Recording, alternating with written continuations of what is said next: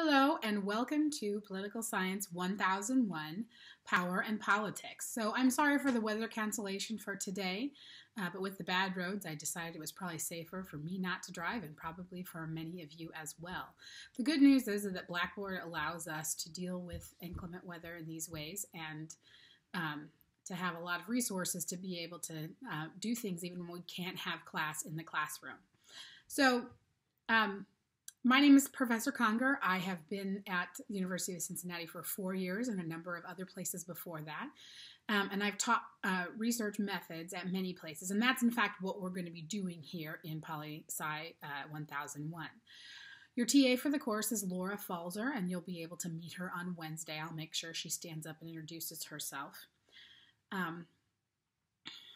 And our class is going to be held in Rivachel room 502, which is the lecture room in the bridge between Rivachel and Crosley.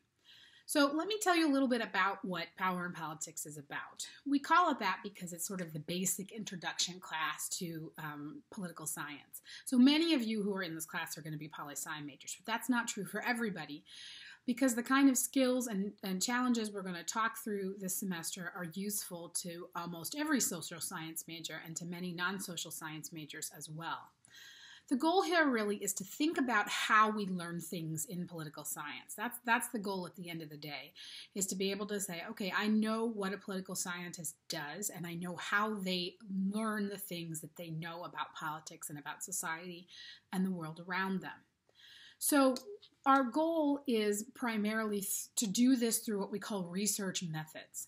So the first part of class, we're going to be talking about what research is, how we know things, how we can understand the world around us, and what constitutes evidence in coming up with those ideas about what's going on in the world around us. So that's what we'll do for probably the first third of the class. So we'll talk about theories and hypotheses and how we demonstrate something to be true. The second part of the class is going to be concentrated on the actual techniques that we do in political science to gather this kind of information and data. So both qualitative, which is information gathered through stories and words and information and visually, and then also in terms of some quantitative data collection. So these are things that we can count. So the number of people, the number of bills, that kind of stuff. But this class is not really going to be at all about how to manipulate that data. We're not really doing any statistics. We're learning about what the qualities of good data are and how we use those things to make conclusions. So the last third of the class is going to be focused on sort of applying this knowledge to the American system. And so that's why the second book in our on our syllabus for this semester is about how democracy works and not simply about how we do research. So the bottom line is that we really want you to learn how to think like a political scientist as you start into your career in political science or other social sciences, and to take that information with you into the classes that you'll take about American politics and international relations, and also the statistics classes, and eventually the class in political science research methods, 3001C, that you'll take as a junior or senior. So that's kind of where this class fits into that larger picture of what's going on in the political science major. So to that end, let's talk briefly about some of the highlights to the syllabus. Obviously, if we were in the classroom, I would hand this out and we would go through it, but let me trust you to be adults and to read through the syllabus, and let me point you to some important highlights. The top part of the syllabus, as you'll see, has my information and has Laura's information as the TA. So class meets from 1:25 to 2:20 in Rivachel 502, as I've said. My office is in Crosley Tower on the 12th floor, room 1208. And my office hours are right before class from 12:15 to 1:15 on Monday, Wednesdays, and Fridays. Now, if you have a class during that time or have trouble making that work for you to meet with me, please feel free to send me an email, and I'm happy to set up another time for us to meet sometime during the week. Laura is on the 11th floor of Crosley. The poli-sci department is on both the 11th and 12th floors of Crosley.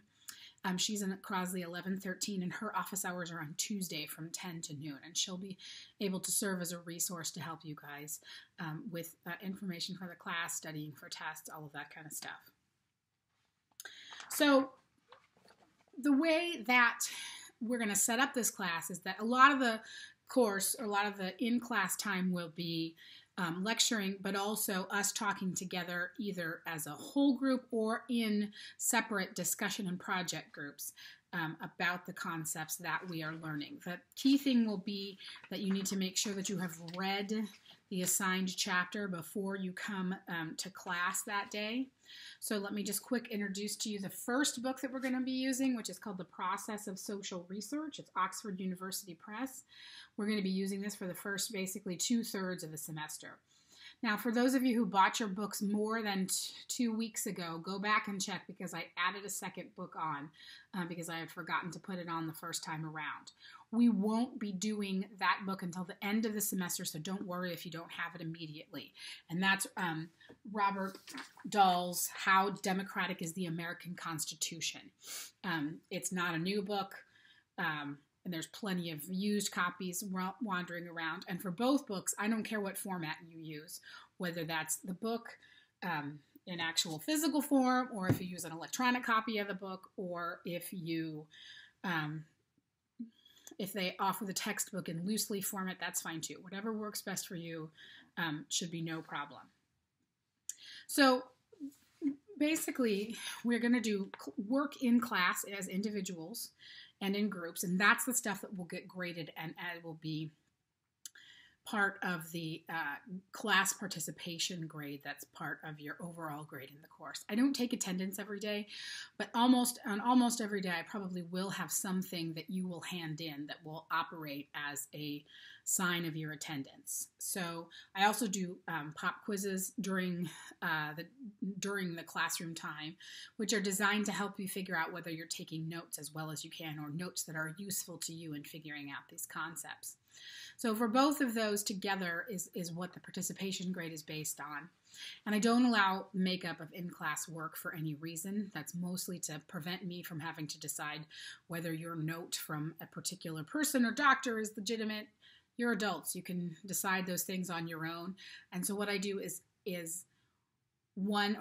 two of the in-class work assignments will be dropped at the end, and the lowest quiz grade as well. Plus, there's extra credit that will be introduced next week that's part of the system as well. So if you have questions about that, you can let me know, but I'll talk more about that when I introduce the extra credit next week.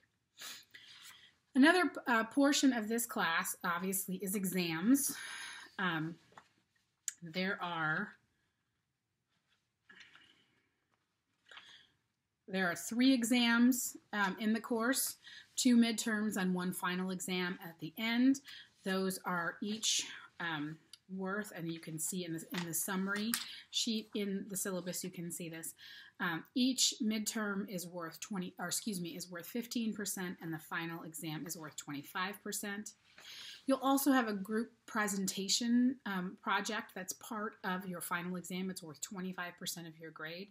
Those are groups that I will put you into probably later next week, and you'll have the opportunity to interact with those group members over the semester in doing group conversations and group work in class, as well as the final presentation, research project and presentation that I'll introduce later in the semester. So there's an overview of how much each portion of the course is worth. I will offer extra credit, as the syllabus says. The rest of the syllabus covers things like my computer policy, academic dishonesty, disability services, Title IX, and mental health counseling services, which are all things that are available to you as students. And please feel free to come talk to me about any of these issues as we're going through the semester. Then there's also the schedule at the end of the syllabus, which will show you what particular topic we're working on that day and which part of the book you need to have read before you come to class that day. Just make sure that you take a few minutes and read through the syllabus. And in terms of things like exam scheduling, absences, if you think that you're having a problem, if you get mononucleosis, if you are in the you're in the National Guard and you get called up, just come talk to me. That's always the best plan, is to talk to me about any of those kinds of situations that you're having. Email is always the best way to get in touch with me. I'm on campus Monday, Wednesday, Friday, definitely sometimes not on Tuesdays and Thursdays, but I always am in front of my email. So that's the best way to get in touch with me. The other thing that you need to know about is the Blackboard site, which is where obviously you've come to see this video, but it's where all the information is for the class that you will need, announcements, particularly in between class meetings. The syllabus is there. All the assignments will be there, including the group project. Also, there will be class notes outlines that I post for every class period. These should help you be able to take notes. They're not a substitute for being in class.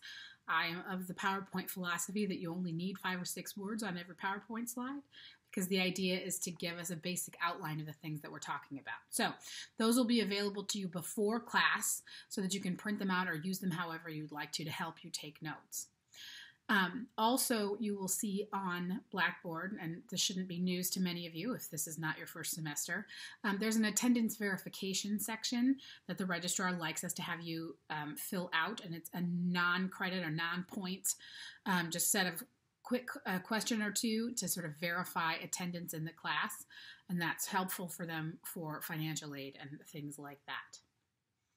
So, as I said, please review the syllabus and please review the stuff on Blackboard, and please let me know if you have any questions. Now, I had planned for us to do an exercise in class today, but obviously we're not all in class together. So what I want to do is to get you started on some of it so that we can talk about it when we get into class on Wednesday morning. So, Wednesday afternoon. So to give us a taste of the kind of things that we'll be working on this semester, please take a minute to read the article linked in the assignment section of Blackboard. And it's entitled Reading Assignment for 1/8/18, and it's about celebrity deaths. So once you've read that, and it's not very long, it has some infographics and some interesting things to look at, take a few minutes and jot down your answers to the questions that are also posted in the assignment section. You're not going to turn this in, but I want you to have some answers for me as we have a conversation first thing on Wednesday. So if you print it out and write answers on it, great. You don't have to do that. Just answer the question sort of in brief so that you have something to talk about when we have that discussion on Wednesday. So the assignment looks like it's for groups, and I had planned to have you do it for groups, but that's obviously not going to happen. So individual answers are what I'm looking for, and we'll start that conversation. So please send me any email if you have any questions about that or anything else in the class, and I'm looking forward to meeting you all in person on Wednesday.